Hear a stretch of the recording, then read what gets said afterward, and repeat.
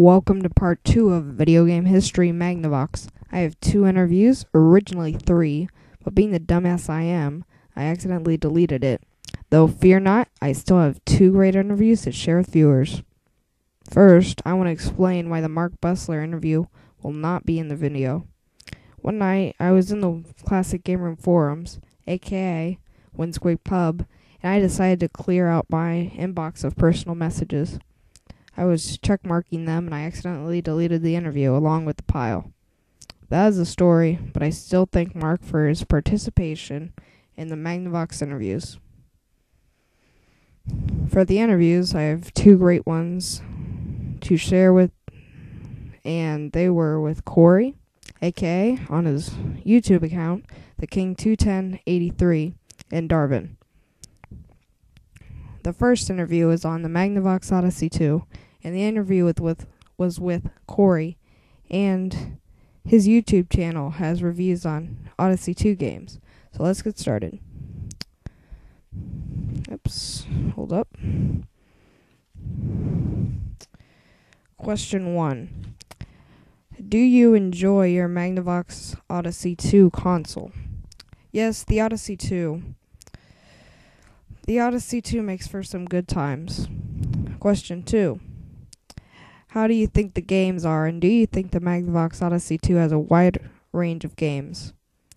The games are great for anyone that likes older games from the late 70s and early 80s. It doesn't have a huge library in the US, but there is a big enough selection to keep you busy. I think the number of games released in the US is in the 80+ range.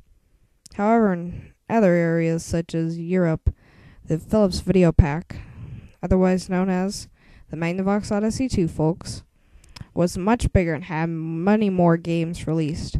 There were even updated consoles that were released to include a model that was the equivalent to the unreleased Odyssey 3 in the US. Question 3. How would you rate the games and the quality of the console?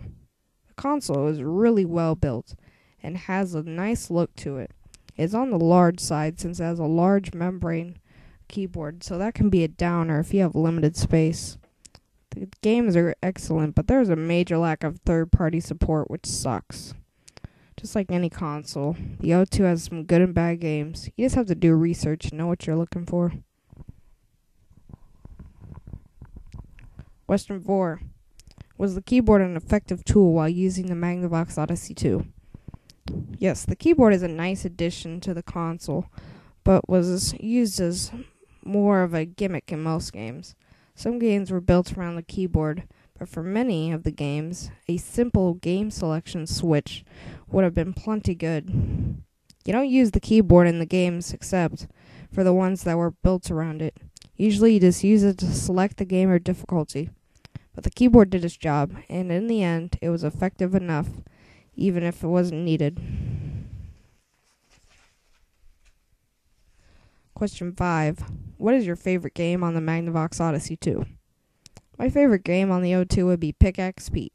It is a great platform game that keeps my attention and makes me want to come back for more.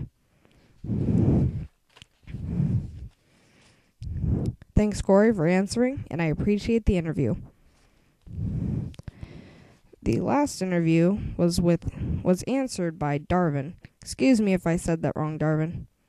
Anyway, Darvin owns a Magnavox Odyssey 300, one of the Pong systems released in 1976.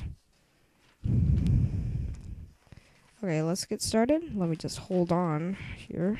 Papers. Okay.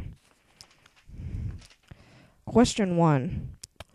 What games on the Magnavox Odyssey 300? Wait, hold up. What games are on the Magnavox Odyssey 300, and how many games are on the sleek console? There are 3 games accessible by a 3-position slider switch. The top is Smash, a handball derivative.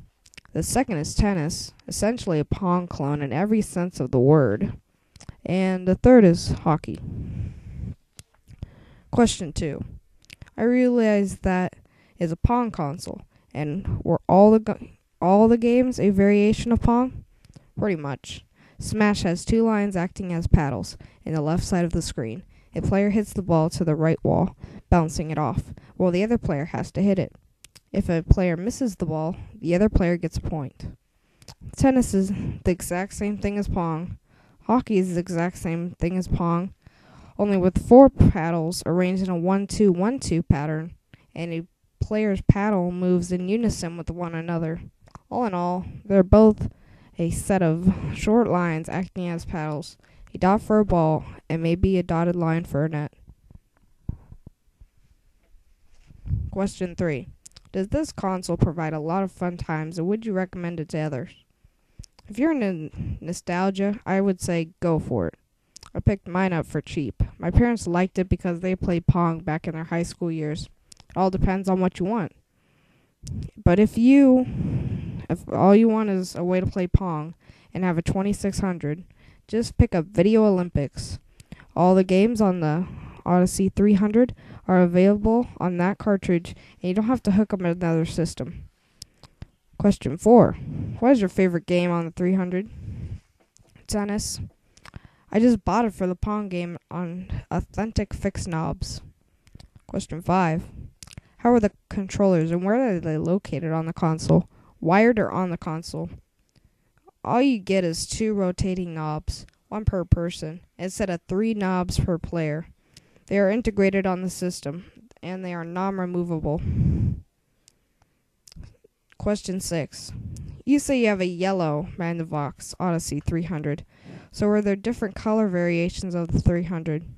Nope, just yellow.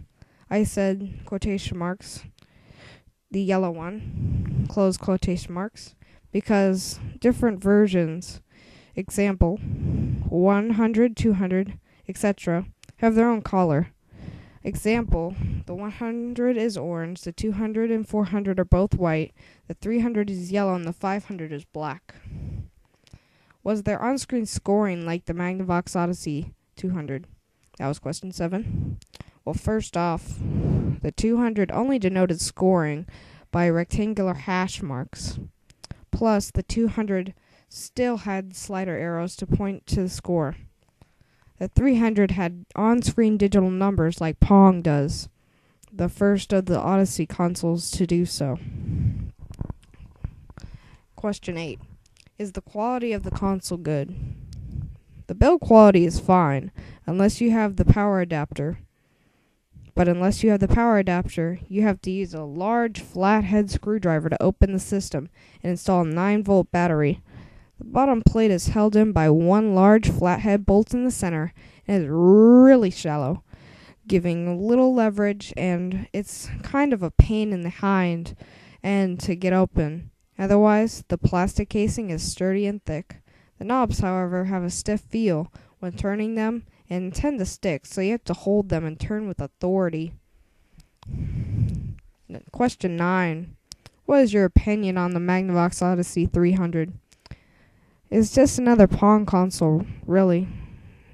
Nothing special except for the nostalgia factor. It was the first Odyssey to have sound, which comes from the console itself, not the TV, for which I'm grateful. I'm glad I didn't pay more than $20 for it.